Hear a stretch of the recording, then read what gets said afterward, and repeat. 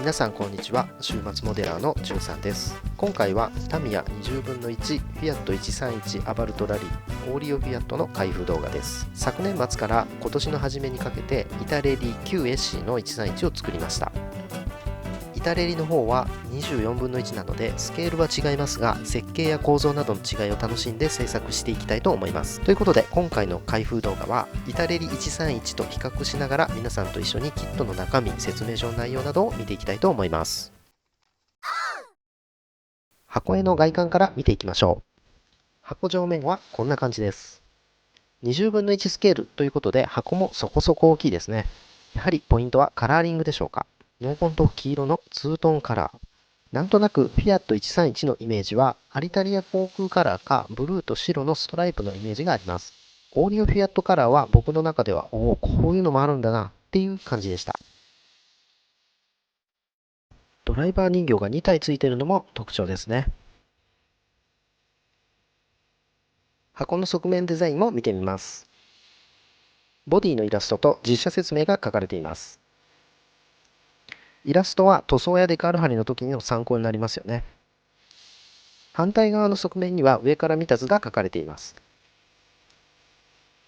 特にボディを外した状態のイラストが秀逸です。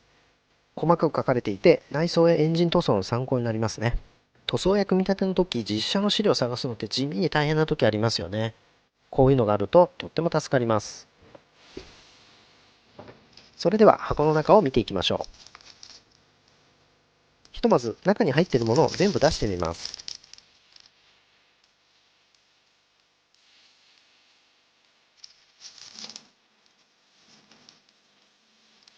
説明書、シャシ、ボディ、大きめのランナー、デカールですね。ボディのツートンは塗装で表現しますので、車体全体を覆うような大きなデカールはありません。ゼッケンやスポンサーロゴ、メーター関連のものが入っています。続いて車体パーツを見ていきます。イタレリキットと並べてみます。一番の違いはもちろんスケールです。24分の1と20分の1ですので一回り大きいですね。少しの違いのように思いましたが、並べてみると迫力が違いますね。この大きさ、所有する喜びで溢れています。ボディの状態を見ていきます。スケールが大きいためディテールの再現度が高いです。独特のオーバーフェンダーもこのサイズだとより存在感を増していますね。ボクシーな車体にこのフェンダーの曲線、妖艶です。26年前の金型とは思えないですね。大きなバリや引けは見当たりませんでした。屋根のこういったところにはパーティングラインがあります。これはどのカーモデルキットでも大体あるものだと思います。きついラインは出てないのでペーパー掛けで処理できそうです。カメラで捉えるのも難しいぐらいの細いラインですね。リアバンパーの方にはゲート跡とちょっと目立つバリがありますね。この辺りはしっかり処理をしていきたいと思います。ボディ側面のインテークです。口が開いた状態でモールドされています。イタレリ版ではインテークは蓋をされた状態で再現されていました。こんな感じですね。同じ車種でもレースの年代によって仕様が違うということもありますので、そういった違いによるものなのかもしれないですね。フロントバンパーとフェンダーの境目のところにしっかりモールドがありますね。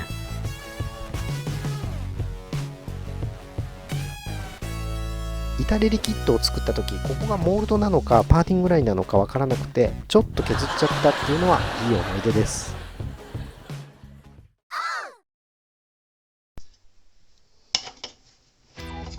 シャシーを見ていきます。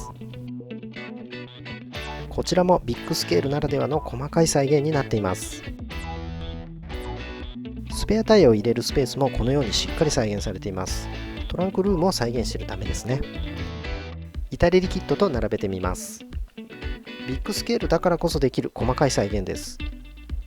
イタレリのリアサス再現が負けず劣らず成功だったっていうことも改めて感じますね。エンジンルームも見ていきましょう。イタレリ版のエンジンはこんな感じです。24分の1スケールとしては十分な再現だったと思います。タミヤ版の方、説明書で見ていきましょう。4面を貼り合わせてエンジンブロックを作るスタイルですね。ベルトやディストリビューターも複数パーツに分割されていて、かなり精巧な作りになっています。ディストリビューターは付属のビニールコードを使ってプラグコードまで再現できるようになっています。プラグコード工作が標準装備されているっていうのは嬉しいですね。板レリ板製作の時は僕はプラグコードを自作で追加しました。ディストリビューターにドリルで穴を開けて配線した力作です。ご興味のある方はぜひ板レリ板デスビ加工動画の方もチェックしてみてくださいね。エンジン周辺のパーツを見ていきます。ヘッドカバーです。アバルトの文字がしっかりモールドされています。文字がしっかり浮かび上がるように塗装したいですね。楽しみです。エンジンブロックのパーツです。細かいモールドもしっかり入っていて本当に古さを感じないですね。こういったボルトの頭部分もくっきりモールドされています。これはタイミングベルト付近のパーツです。歯車まで成功ですね。キャブレターのファンデル、4つ独立したパーツになっています。ネットの部分もきれいにモールドが入っていますね。ディストリビューターです。ちょっと見づらいですが、板レリ板のディストリビューターと並べてみます。コードの接続は板レリ板の方が一本一本しっかり出せているような気がします。タミヤ版はこんな感じで4本まとまって出てきてヘッドカバーにつなげるようなイメージです。この辺は作る時に工夫が必要かもしれないですね。あとはエンジンルーム内の装備品、ヒューズボックス、オイル用タンクなどが並びます。板レリ板でもこの辺はしっかり再現されていましたね。リアタンク内の再現は板レリ板にはなかったです。タミヤ版キットは完成後もトランクの開閉ができて、スペアタイヤやガソリンタンクを見ることができます。給油口の形状が板レリ板とタミヤ版で少し違うようです。板レリは楕円、タミヤは円形です。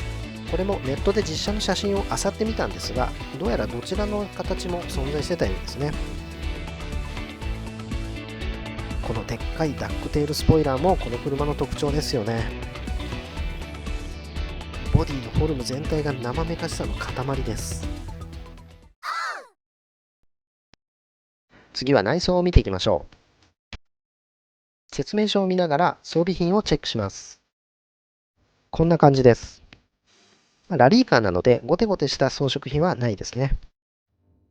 板レリ板と比較してみましょう。説明書ではこんな感じです。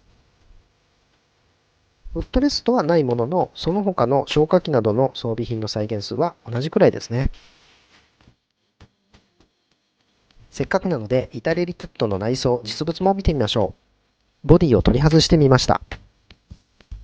こんな感じです。このキットもシートベルトはかなり頑張ったんですよね。ベルトのバックルとタングがプラパーツになっていて、苦労しましたが楽しかったです。メーターパネルもしっかり塗り分けましたね。助手席側の赤いボタンが大変でした。説明書の比較をしてみましょう。20分の1スケールなので、さらに細かくボタンやメーターが再現されています。モールドも潰れたりへこんだりしなくて、しっかりきれいに入っています。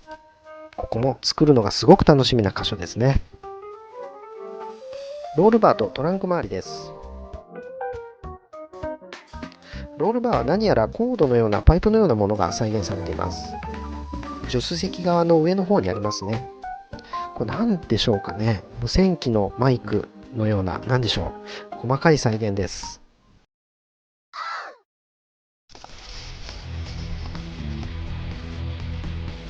足回りパーツも見ていきます。フロントサスペンションから。こんな感じでパーツの割り振りは板レリ板も同じです。ただサスペンション自体がこんなに分割されてなかったですね。なんとサスのバネがダンパー部分と別になっています。しかもバネは本物の金属スプリングですね。あとステアリングロッドも金属製です。イタレリ版は人生初の焼き止め処理でしたからね、だいぶ違いますね。あとタミヤの方はエンジンガードがついてます。これはイタレリ版にはなかったですね。続いてリアサスペンション。サスペンションユニットを縫うように液パイが配置されています。これもこの車の特徴的な部分ですよね。20分の1スケールだとこの配管がよりリアルでインパクトがあります。イタレリ版でもこの部分は印象的でかっこよかったですね。この直線と曲線のコントラストがセクシーすぎます。これをタミヤのビッグスケールで再現できるってもうよだれが止まりません。金属スプリングとフレーム、そして液パイ、楽しみすぎます。駆け足でしたが開封レビュー動画ということで今回はここまでになります。エンジン製作を始めていますのである程度進んだら第2回動画でしっかりお伝えしたいと思います。ランサーターボアベンタドールも絶賛並行制作中です。制作の区切りで動画にまとめてお伝えしたいと思っています。どうか引き続きよろしくお願いします。僕の制作の特徴なんですが、とにかく進みが遅いです。動画更新の間隔が空いてしまいますので楽しみにしていただいている皆様には本当に申し訳ございません。ぜひ気長にお付き合いいただけますと嬉しいです。ということで今回も最後までご視聴いただきありがとうございました。また次の動画でお会いしましょう。バイバイ。